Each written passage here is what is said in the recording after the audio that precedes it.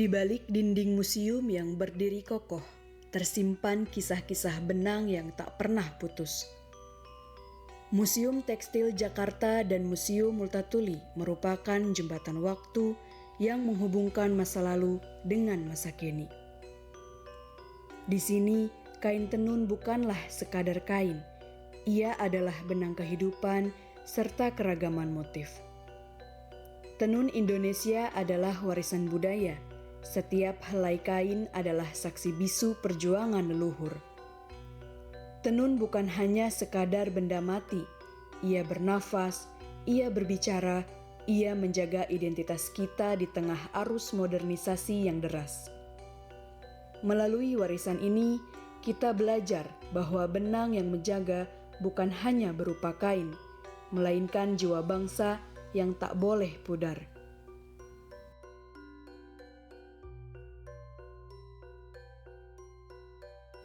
Di antara banyaknya budaya tenun di Indonesia, ada beberapa motif yang jarang dikenal oleh masyarakat Indonesia, bahkan keberadaannya, seperti bayangan samar yang tak pernah kita sentuh. Ada satu kain yang hasil tenunnya jarang terungkap, penuh keunikan dan keaslian, kain tenun Baduy. Tenun ini dipertahankan oleh masyarakat Baduy, khususnya Baduy luar, sebagai identitas yang melekat pada diri mereka. Tak jarang hasil tenun tersebut diperjualbelikan, bukan semata untuk kebutuhan ekonomi, tetapi juga sebagai cara memperkenalkan jati diri budaya kepada publik. Upaya menjaga warisan ini tidak dilakukan sendiri. Masyarakat Lebak turut mendukung dengan mendaftarkan tenun Baduy sebagai warisan budaya daerah. Salah satu bentuk nyata dukungan itu adalah menampilkan tenun Baduy di Museum Multatuli, Kabupaten Lebak, Provinsi Banten. Menjadikannya bagian dari cerita besar tentang budaya yang terus hidup dan dijaga.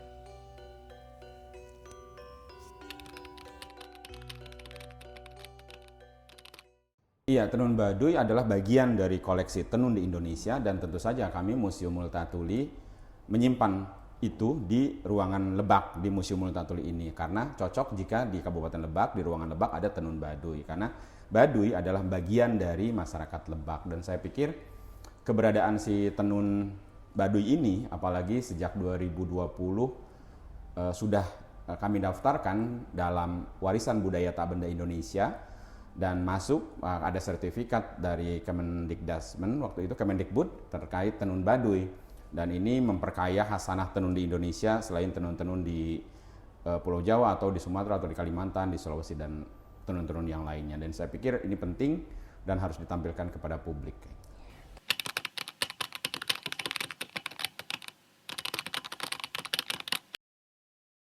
Kalau secara umum mungkin sama aja seperti tenun-tenun yang lain ada motif dan lain sebagainya. Tapi hasil riset kami misalnya 2018 kami ada riset tenun Baduy di Kanekes. Kami ada di Baduy misalnya ada jenis-jenis motif ada suat, ada songket, kemudian juga ada adu mancung dan tentu saja yang paling tinggi itu jenggerwari. Nah, keunikan itu yang bagi kami perlu diketahui oleh publik dan perlu teman-teman ketahui misalnya ketika kami bawa pakara tenun atau alat tenun yang itu pihak penenunnya itu meminta ketika dibawa dari Kanekes ke museum 2017 ketika kami ngisi konten ini tidak boleh diturunkan. Artinya tidak boleh disimpan di perjalanan gitu, harus selalu dipeluk si benda-benda untuk menenun itu. Nah, itu menarik juga, itu hal yang unik bagi kami dan itu juga disampaikan kepada pengunjung.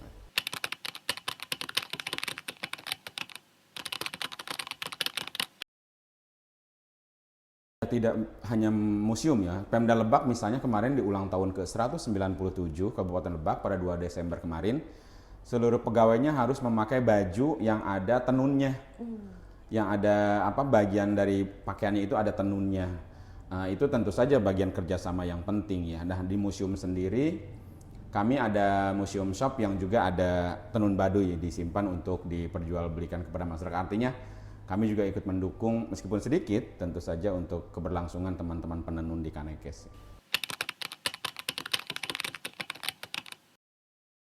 Generasi sekarang kan tidak lepas dari persoalan fun, food, passion. Oleh karena itu ya saya pikir tenun bagian dari fashion, bagian dari gaya hidup anak muda sekarang itu harus mulai dimasukkan. Dan saya pikir banyak sekali misalnya para desainer atau koleksi teman-teman yang bergerak di bidang desain, mode itu juga memasukkan tenun sebagai bagian dari gaya hidup mereka, dan itu menarik. Dan itu sudah terbukti misalnya fashion show yang terkait tenun itu banyak diikuti oleh teman-teman Gen Z, kemudian teman-teman muda generasi sekarang, dan tentu saja di lain hal ini bagian dari konteks pelestarian kebudayaan di Kabupaten Lebak.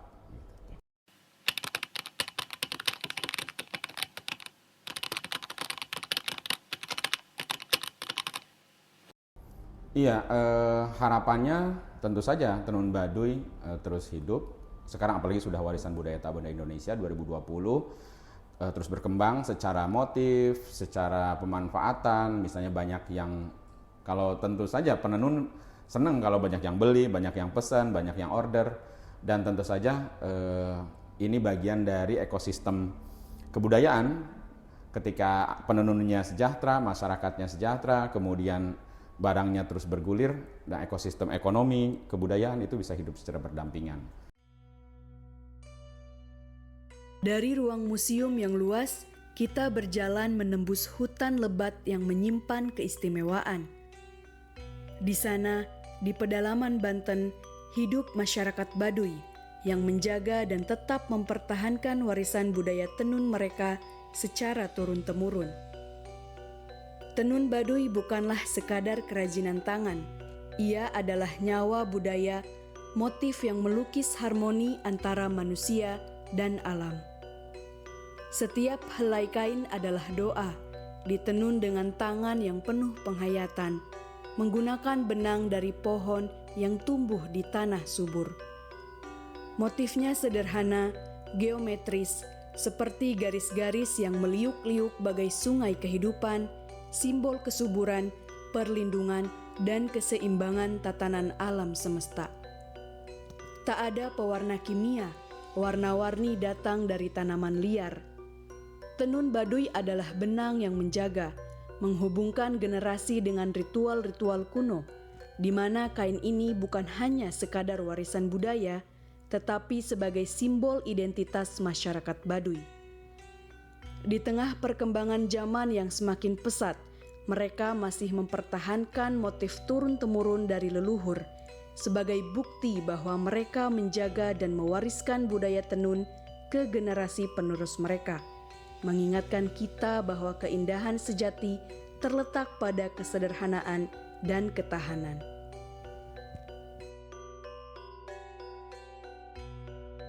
Untuk mendengar langsung dari sumbernya, mari kita temui Ibu Penenun yang merupakan salah satu warga dari masyarakat Baduy luar yang akan membagikan kisah benang yang menjaga.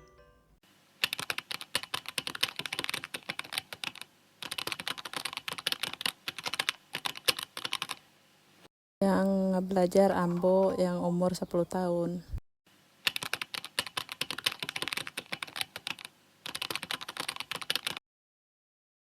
Kebutuhan kan tambah-tambah lumayan.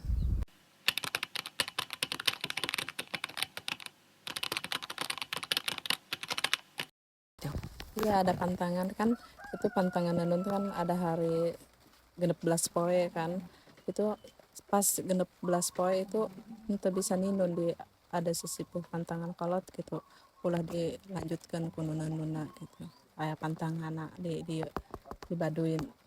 Sekarang pas genep belas poe ente bisa nenun, itu kayak pantangan.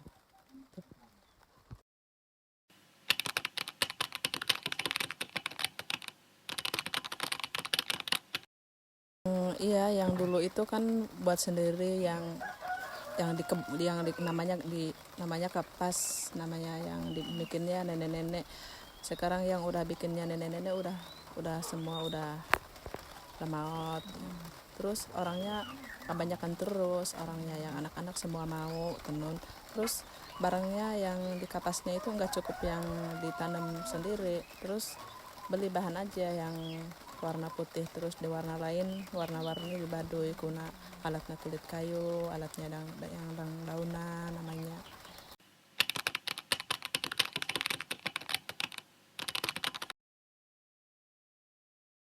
Ini kan yang kalau yang coklat bahannya punya kulit kayu namanya mahoni, yang hijau yang nangarana daun rengrang warnanya yang bisa diwarnain. Kalau yang hitam yang buahnya mahoni yang udah tua, yang hitam yang ngewarnain.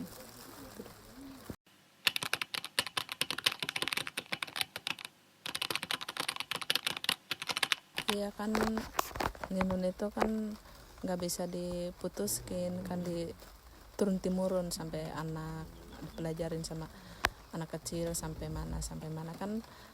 Ninun itu nggak jangan diputus, terusin aja, serius kan gitu, jangan apa jangan bosen gitu sama anak kecil belajarnya gitu. Terusin aja, kalau udah bisa teruskan terus gitu.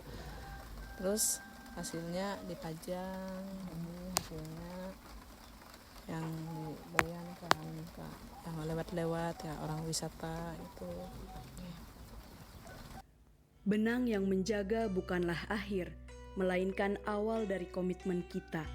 Dari museum yang menyimpan kenangan hingga desa Baduy yang mempertahankan warisan, tenun ini mengingatkan kita bahwa budaya adalah benang tak putus, menjaga identitas, menghubungkan hati, dan melindungi warisan. Generasi muda, ambillah tanggung jawab ini, belajarlah dari motif-motifnya, dukunglah penenunnya, dan jaga agar benang ini tetap kuat. Karena di tangan kalian, benang yang menjaga akan terus melintasi waktu, menghubungkan kita semua dalam harmoni yang abadi.